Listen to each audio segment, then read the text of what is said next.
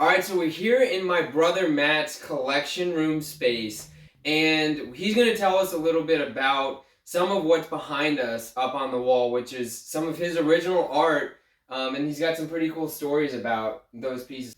Hey everybody, these are drawings that I have done over the years of Dragon Ball Z characters, Dragon Ball characters, which is my favorite thing to draw for basically our whole lives, both of us really. Yeah. And I actually had the opportunity to have the voice actor for Goku, Sean Schemmel, Stephanie Nadalny, who voiced both Kid Goku and Kid Gohan, Teen Gohan, and Chris Sabat, who voiced Vegeta. I had the chance to have all of them sign my artwork, which was a huge joy for me. And I specifically remember Matt telling me, was it at MegaCon that you met some of these people? So MegaCon here in Orlando is a huge event if you're not aware of it, just like, Comic-Con in New York or San Diego. Not as big, but one of the big. largest, if not the largest, convention in the Southeast, I believe.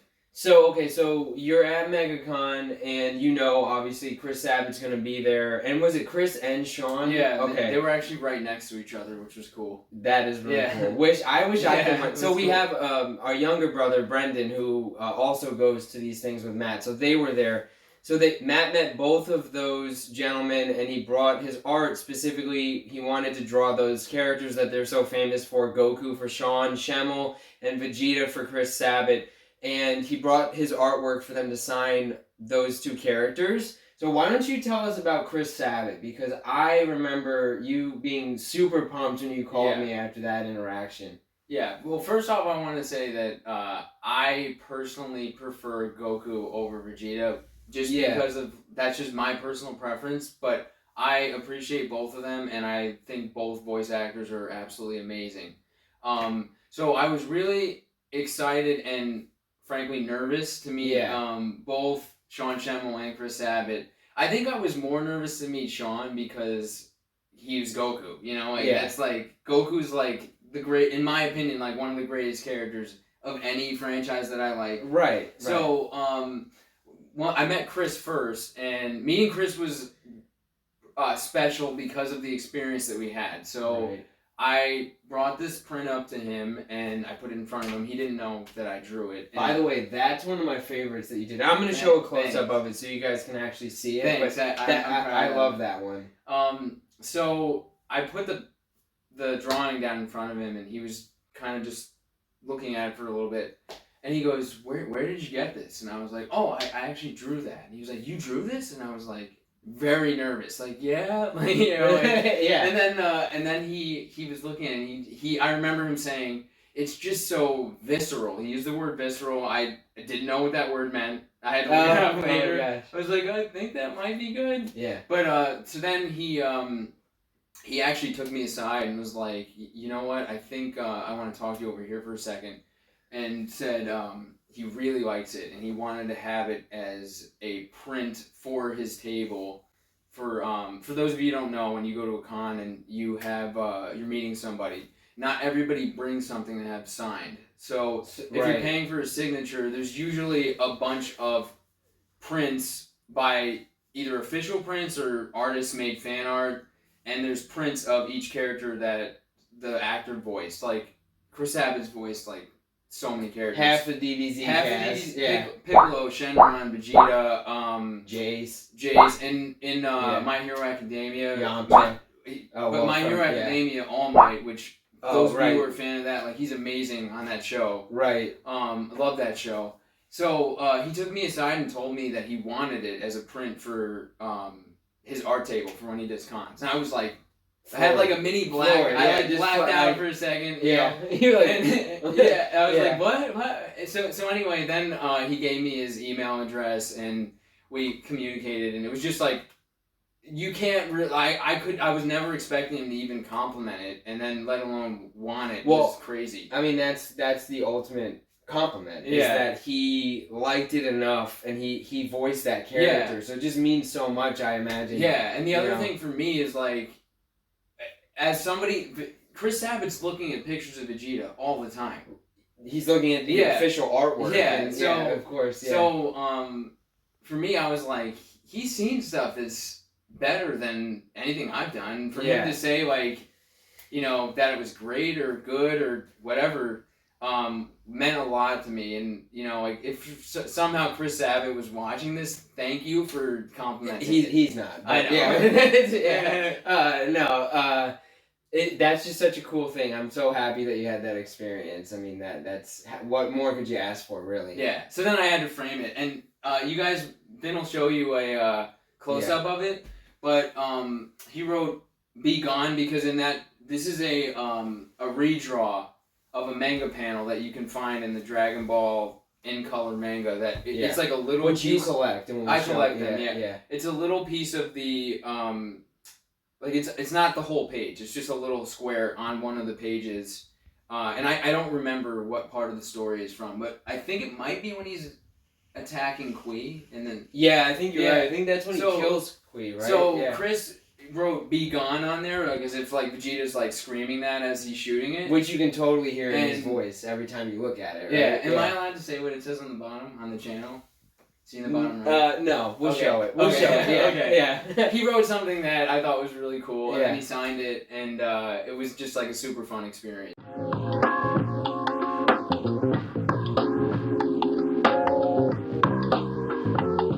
All right, Matt. I wanna show them the rest of your collection, but I want them to know too. You know, we grew up in the 90s as boys in the 90s, and we felt like there was a ton of stuff that we just really dove headfirst into, that we were the target market for. Oh, yeah. Batman the Animated Series, X-Men the Animated Series, Spider-Man the Animated Series, all the animated series. Pokemon, we were huge into Pokemon. Power Rangers, Dragon Ball Z, Gundam, everything on Toonami. Just anything on Toonami. We just absolutely love. But you have a pretty good figure collection, so I want to show some of those things, some of the art books you have, some of the movies you have, and all the cool things that you have. I want to show everyone all that collection. Sounds good. So if you're talking about growing up as a kid in the 90s, you really can't skip over Pokemon. And you and I and our younger brother were definitely huge Pokemon kids, which of course spans like the cards, the video games, and we were into all of that. But you actually have some of, not, and unfortunately, sadly, not all of the Pokemon cards that we had, which we had tons of when we were growing up. So we have some of our favorites in the first one here, and these two are actually sad stories because we had the better versions of both of these cards. This one I think is a bootleg or a knockoff. I believe so. We had the original Blastoise. Unfortunately, these two cards here are the after effect of getting ripped off. Getting ripped off during a trade, and not being a 7-year-old kid with Pokemon cards. And thinking something was cool at the time, and then immediately regretting it, like after something was done. So some of just the cards, just quickly that we have, you guys can see here, and it's such a fun thing to look through these. It's pretty. Just cool. Remember what it was like back then, and how crazy we were about Pokemon cards, and getting them on Christmas, getting them for birthdays, and all that kind of stuff. So it's just cool to be able to have these to look at.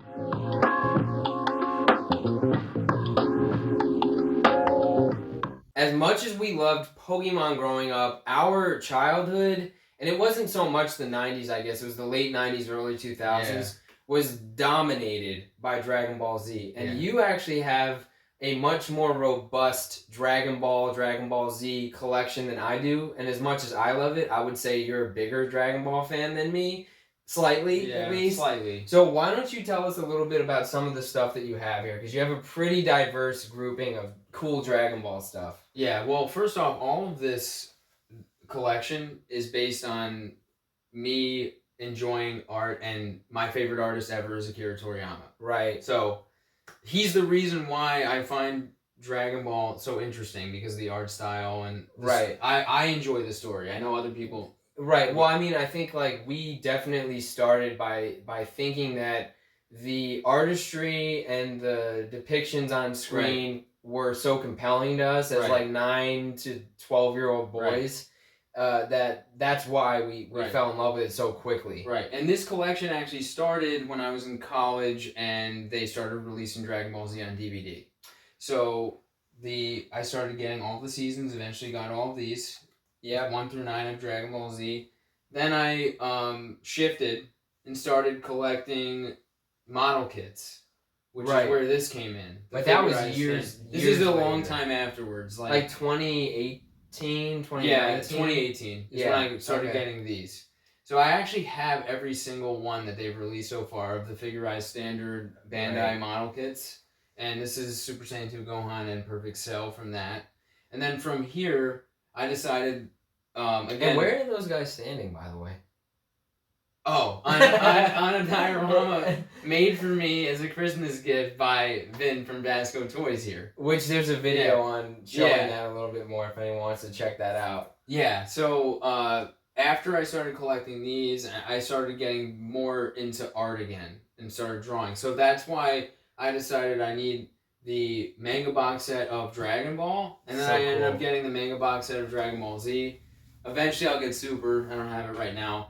And then I went even further, because these are black and white. Okay. These are the in-color mangas, which this is the Saiyan arc, and then this is the Frieza arc here. They haven't released any of the other sagas in English yet. I'm going to just grab one of these. Yeah, I'm hoping they will, but they haven't in years come out with a new one of these. Here, you hold this one. So yeah, I mean, the artwork in and you know I love the Namek Saga more than anything. So the artwork in these is just super incredible, especially with the coloring. For someone like me who does the diorama stuff, the inspiration that you can get for creating Namek dioramas, which by the way, I feel like with Namek, the possibilities are endless because there's so many different arrangements you can do. You can do the Namekian grass. You can do the terrain without the Namekian grass. There's destroyed Namek. There's healthy Namek. There's Namek with the water. There's the trees, the mountains, all that kind of stuff. So that's one of the reasons why I got so excited when I ended up making you your Namekian diorama, which we'll show. And Vin has made 2 dioramas for me. They're both on display in my collection. I want to touch on another thing with this. If we can. Go ahead. So, this way of coloring in these books, I don't know if you can see it well, everything is super bright and super, like, saturated, right? Yeah. I just appreciate the saturation of these greens and things. It makes it easier for me to try to distinguish what I'm trying to color when I'm trying to match things. That's a really good point. So let's talk about some of the other Dragon Ball stuff that you have that you really enjoy. Is there any other parts of your collection that you want to look at? Yeah, I mean, just, again, going with how I love Akira Toriyama. I also, to a much lesser degree, enjoy the Dragon Quest video games. We both played them. Right. So I was at, I think, Barnes & Noble one day, and I saw that there's a Dragon Quest art book made by Akira Toriyama. And I love everything. Cool. I love everything Akira. So when I found this in Barnes & Noble, I kind of had to get it because Akira Toriyama.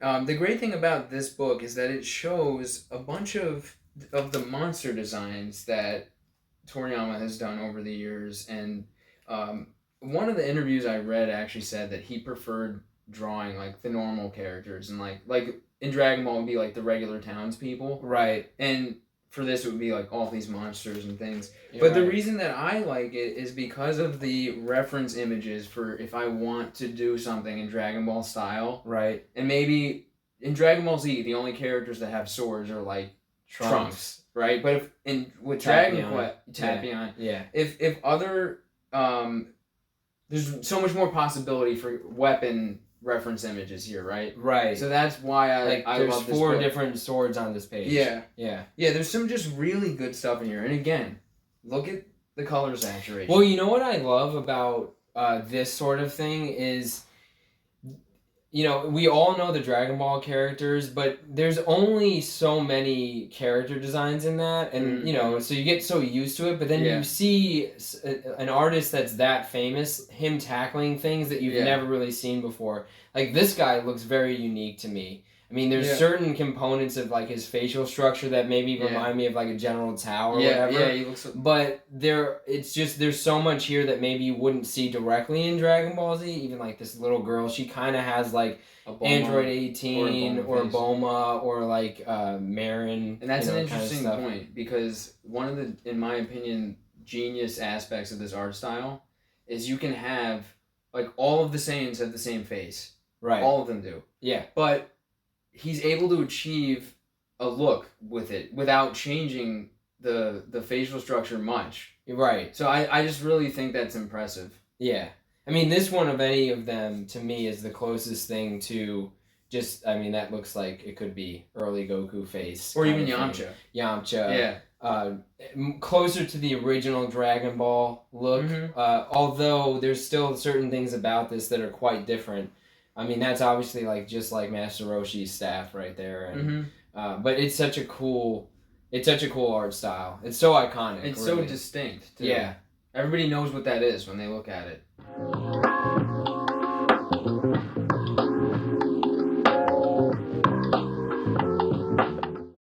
So here's a closer look at the diorama that I made for Matt. And this was a surprise, right? Like, this one I surprised you on. You didn't know you were getting a diorama from me. That's correct, and I believe it was Christmas 2019. Okay, Christmas 2019. So that means I was still relatively new into making dios, and I can tell that from looking at this. So, for example, today I would never... And by the way, I don't want to... This is still something I'm definitely proud of because I always remember it as a moment in time. So at the time, this was the best I could do. Now, if I did this today, it would look a lot different. And I love this diorama, which is why it's on display. Right. And we made this specifically to fit in this shelf. Yeah. So that's why you see it comes right up to the edge. We didn't want it to cover the entire thing, but we wanted it to be that deep. But if I was doing this today... This really does not look like believable rock formation to me, and it's like you don't see that in nature where it's like a flat 90 degree and then a step up and a step up. So that's something that I learned over time. And then the other thing is the way I painted this. So I based the whole thing in black, which I used to do on every diorama, and I've talked about that before, how I don't do that anymore for most of the time, and there's reasons why, and there's a video you can watch on that on my channel. But really, I would have done this where it wasn't base coated in black, and for this I base coated it in black, and then I just dry brushed several different layers of darker to lighter browns, and I think it looks okay. But I would have actually painted this in the color that I wanted, and then I would have done a bunch of washes and a bunch of other things. And then the last thing is just the application of the flock. So you've done a good job of, maintaining this and not, doing too much with it over time. But I feel like I could have done a much thicker flock on this, and I could have done much thicker Mod Podge water solution to make this better hold over time, because there's a possibility of flaking the way that I put this on. It's interesting that you even say that, because that's my favorite part about the piece. I think that looks amazing, the way that you varied the grass and the soil, rock, whatever you want to call it, clay. Yeah, I think that is exceptional. So that's one of the pieces that really makes it feel like a Dragon Ball Z diorama to me. And that's such a good point, too. Like, we're all our own worst critics. So as long as you, the customer, although this was not something you commissioned, I did it as a surprise, is happy with it, then that's really all that matters. Correct, yeah. So here's another diorama that I made for you. This one was also a Christmas gift for 2021, I believe. Right, Matt? Yes, that's correct. And this wasn't a surprise. I told you that I was going to make you a diorama for your DTOF. Yeah. And I asked you what you wanted, and you said Namek. Yeah. At the time, you were putting in your figurized figures, but because of my influence, you started collecting SH figure arts. So I've got, I think, at least 15, if not 20 SH figures now, and it's totally Vin's fault that I have that. I'm sorry. And now I can't stop. Yeah. So it's become a problem. Okay, so I do love this diorama, and this is the last full Namek diorama that I made. I did start doing the backdrops. This is a D12 size. On my website right now, you can get a 30 by 16 size, which is much larger than this, but I am also going to make the D12 backdrops available. So that's the backdrop, which is really nice in the D12 because we're actually using a ring light to shoot this, and if we weren't, you would see the ring light reflection in the glass. But because that backdrop's up, it gives a really nice cohesive look to the whole diorama, makes it look more like Namek. And that's totally why I wanted it, because I was trying to take pictures before. And this was part of your birthday present, right? So the Christmas present was just the terrain piece of this. Yeah. And then this year's birthday present, I gave you the so it was almost like a 2-for-1. And it's hard to photograph your figures in a DTOF if you don't have a backdrop, because then your face is in the reflection in the background. Yeah, right. And even, I mean, if you're not photographing it, if you want to just look at it and make it feel like it's what it's supposed to be, it helps. So I definitely feel like I made a lot of improvements from the other diorama we showed to this one. Yeah. And I'm happy with it. But again, this was over a year ago now, so I want to make another Namek Dio, mostly because I just got this guy who's incredible, second form Frieza. Yes, he is. And I want to, have something for myself to display, but I didn't base coat this one in black, and you can kind of see those differences. So I base coated it in this lighter, terrain color, and then I did washes and things like that. And this turf, this is not the same material as what we had on the other one, but I did a much better job of solidifying this to the point where if you touch it, it's almost like a cement kind of feel, right? Yeah. It's not going anywhere for the blue Namekian grass. And I did the same thing on the tree, and I really feel like, the carving of the rocks is better, but not as good as what I could do now. But I do look at this, and I'm really proud of it, and I'm really happy that you have it. There's 3 comments that I want to make about the diorama specifically. First thing, I love the water effect here. I think that looks so cool. Which is toilet paper. That's so cool how that came out. The second thing, I'm really glad you included a tree, because the Namek trees are so, they have such a distinct look that I think it's really cool that that's there. Yeah. And then also, the fact that you made this ledge here, I don't know if you designed it for Frieza to stand on, but it's perfect for Final Form Frieza to stand on like that, and I love that. Yeah, I figured, there's so many times in Dragon Ball Z where Frieza has the high ground, and there's iconic moments. I mean, even when Goku tells Piccolo or Gohan to get Piccolo out of there, Frieza's elevated. He's standing up. Yeah. So I figured it would be cool, just a callback to those moments. And so I did purposefully, because I have a Frieza, although I have the super one, and I like this one better. This is the newer release. I did purposely put him in there and make sure that there was going to be enough of headroom on top that it would be a cool spot for him to be. Because if the top of the shelf is hitting his head, to me that's a problem, and I didn't want to do that. So this is the newest figure for SH Figure Arts Dragon Ball Z in your collection, right, Matt? Yes, I think I got him less than a month ago. Yeah, and I also got this guy, and he is just so cool. The size of this thing is really incredible, and he's so menacing, and he looks awesome. But let's take a look at some of your other favorite figures that you have from your Dragon Ball collection.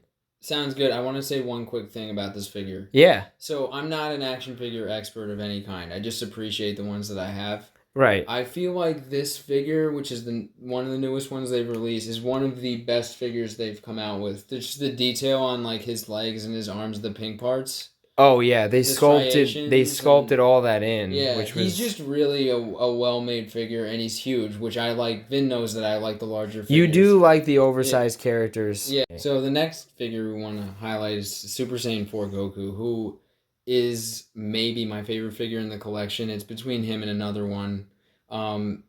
Many people don't like Dragon Ball GT. I can understand why, but I think many of us can appreciate the character design of the Super Saiyan 4, which I love. It's such a cool and powerful looking kind of design. I agree with that. It's so primal looking. It really captures the whole idea of a Saiyan and the Ozaru type ideas, Yeah, absolutely. Yeah, and with him, I got into collecting these late. So it's hard for me to backtrack and get other figures. They're super expensive aftermarket, as many people who collect these know. But with the Super Saiyan 4 Goku, I was kind of okay, this is my chance to get all the GT figures as they come out. So he was the first one. So I also have Super Saiyan 4 Vegeta, and I can't wait for them to hopefully release a Kid Goku GT. I would love that. And a Mega Shenron. So now we've got the Dragon Ball Superhero original 4 figures on this mini sect of the SH Figure Arts, and Gohan, the superhero Gohan, is my other possible favorite between him and Super Saiyan 4 Goku. I just love the way that they achieve the like muscular anatomy, and he's so cool. Gohan, for those of you who don't know, was my favorite character growing up, and as an adult, I've kind of Goku's my favorite. I appreciate him now more than I did when I was younger, but side character wise, Gohan is my favorite. So I love this figure. And the cool thing about this one is this was one of the most affordable figures in terms of just this one, because of course we all know they decided to, upsell the collectors by making them buy 15 different versions of this guy to get different head sculpts and different accessories. But that's one of the coolest things is when you get some of these SH Figure Arts figures, like that Frieza we showed, that was well over, around $100 after shipping and tax and all those things. Yeah. And, then you've got this guy who is a very cool figure. Doesn't come with much, but he doesn't have to. He doesn't have to. I mean, it would be nice to get some beam effects and things with these guys, but he is very cool. To me, he's a near perfect figure. Like, I think his face is really well done. His hair looks awesome, and the whole anatomy and body looks Well, I definitely think they should be using these arms as the standard arms for... I mean, Goku, if you put Goku next to him, you can very easily see a distinct difference in the sculpting of the arms, and I do prefer what they're doing here, especially because, like, honestly, let's be honest, with Dragon Ball, it is important the way the characters look, because that's one of the distinct things about the franchise is the muscularity, the athleticism of the characters that you follow. And I just love the intensity that they were able to achieve with his facial expression, too. I wish they were able to achieve better face sculpts for this guy. Yeah, agreed. So here we have, I guess you would say, one of my more rare figures, Master Roshi.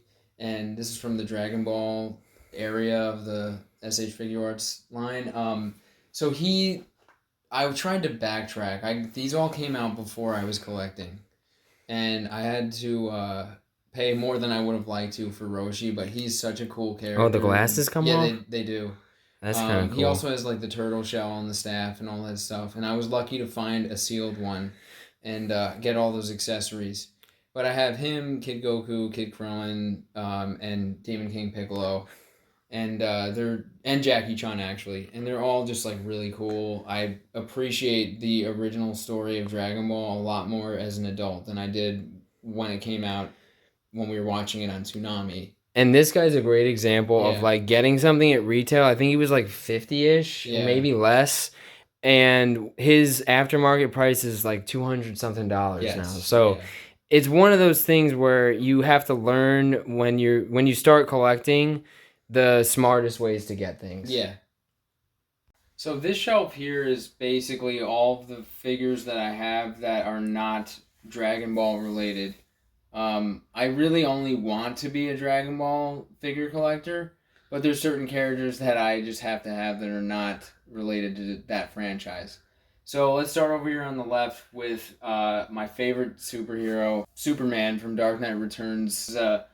Mafex or Mafex? Do you know how to say it? No one knows. Okay, it's Mafex, Dark Knight Returns Superman, and I have the Dark Knight Returns armored Batman to go with him, just because I wanted to have one of each of these two. They're two of my favorites, and they go together just because of the battle that happens here between these two.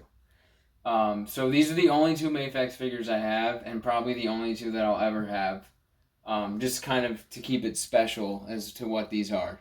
Tell yourself that. Yeah. Then I've got a model kit here of Mando. I love the Mandalorian. I used to be really into the Dragon Ball figurized standard model kits, and he's also figurized standard. And I just wanted to have a Mando, so I thought that he looked pretty good after building him. So that's why I've got him here. And then we come to The Legend of Zelda, which I love the Legend of Zelda franchise. This was actually a gift from Vin for Christmas this last year. I forget which game this is from. It's like Oracle of Seasons, Oracle of Ages, like one of those, I think. I think it might be A Link Between Worlds. Oh, okay. but I'm not 100% sure on that. But I love this style of Link. Like, I just really think they nailed this. This is a Figma. Yeah, they it's really a Figma. nailed this figure. And then we've got Figma Skyward Sword Link. And this is one of my favorite Zelda games I've ever played. I just love that game. I love everything about it.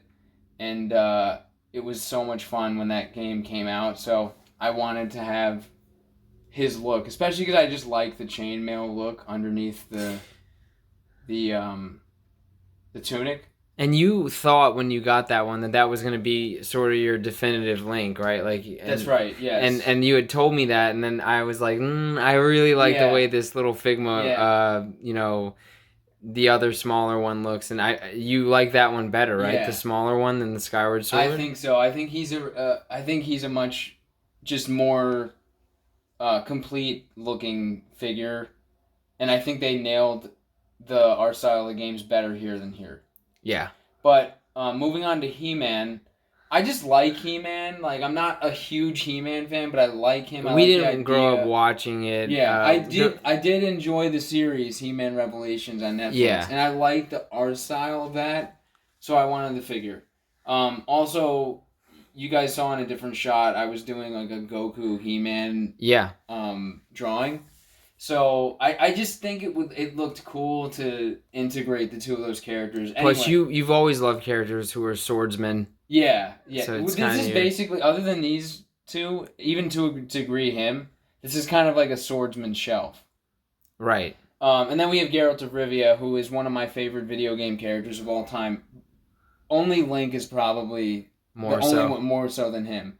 I have all of the Witcher books. I haven't played all of the Witcher games, but I've played The Witcher 3 extensively, like nearly 200 hours of it. I love that character. I loved Henry Cavill playing him, and I'm very upset about him leaving the role. And I just love the look of... This is the only McFarlane figure that I have, but I just really think they executed the aesthetics of that figure well. That's also the only McFarlane figure in my collection. Yeah. Geralt of Rivia is just awesome. Thanks so much for watching. I hope you enjoyed checking out my twin brother Matt's collection. I know I did. If you like art and you want to follow him on Instagram, his handle is m.a._sketchbook. And we'll put that in the description below and link directly to that. I hope you guys will follow him. And I hope that you'll watch our upcoming episode that's going to feature some of his artwork. Thanks. We'll see you in the next episode. Thanks, guys. VASCO Toys. Action figure, dioramas, and props.